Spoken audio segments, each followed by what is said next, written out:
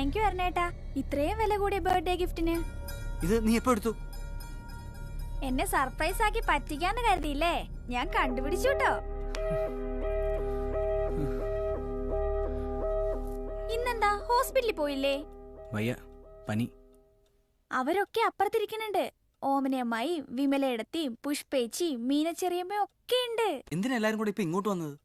അതെ, ഇന്ത്യൻ അസോസിയേഷന്റെ വാർഷികത്തിന് ഇക്കുറി ഭരതനാട്യം കളിക്കുന്നത് ഞാനാ.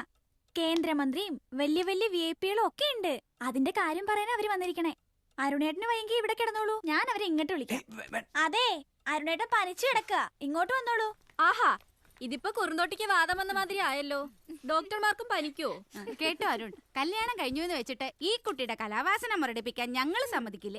ഇന്ത്യൻ അസോസിയേഷന്റെ വാർഷികത്തിന് ഒരു വേദി കിട്ടാന്ന് പറഞ്ഞാൽ ചില്ലറ കാര്യമൊന്നുമല്ല. നാരായണേട്ടന്റെ സ്വാധീനം കൊണ്ടാ കിട്ടിയത്. മേക്കപ്പും കോസ്റ്റ്യൂമും കച്ചേരി സംഘക്കാരുടെ ചെലവുമല്ല ഉൾപ്പെടെ ഞങ്ങൾ ഒരു 20,000 ദിർഹംസിന്റെ ബഡ്ജറ്റ് ഇട്ടേക്കണത്. പരിപാടിക്ക് കിട്ടാൻ വേണ്ട എക്സ്പോഷർ വെച്ച് നോക്കിയാ ഇതൊരു സംഖ്യയേ അല്ലല്ലോ. സംഗതി ക്ലിക്കായ ഞങ്ങൾ എല്ലാവരും കൂടെ പാർട്ട്ണർഷിപ്പിൽ ഒരു ഡാൻസ് സ്കൂൾ തുടങ്ങും. നോക്കിക്കോ, കലാമണ്ഡലം രാജശ്രീയുടെ ഭർത്താവായിട്ടാ പിന്നെ ഡോക്ടർ അരുൺകുമാർ അറിയപ്പെടുക. അപ്പോഴേ റിഹേഴ്സൽ തുടങ്ങാനും പ്രോഗ്രാം ഏർപ്പാടാക്കാനുള്ള കാശ് റൊക്കം കയ്യിൽ വേണം. ബാങ്കിലെ ക്രെഡിറ്റ് കാർഡിന്റെ പേയ്മെന്റിന് അവധി പറയണ പോലെ പിന്നേക്ക് വെക്കാൻ പറ്റില്ല കേട്ടോ. ഇനി ഒറ്റ ഒരെണ്ണത്തിനോട് കാണാൻ പാടില്ല. Get out. Get out.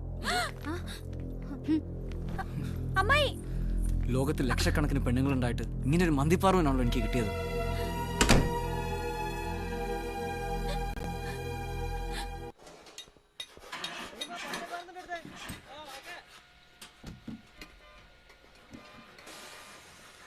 വേണുവേട്ടനെ ഒന്ന് കാണാൻ. ഹലോ എന്താ?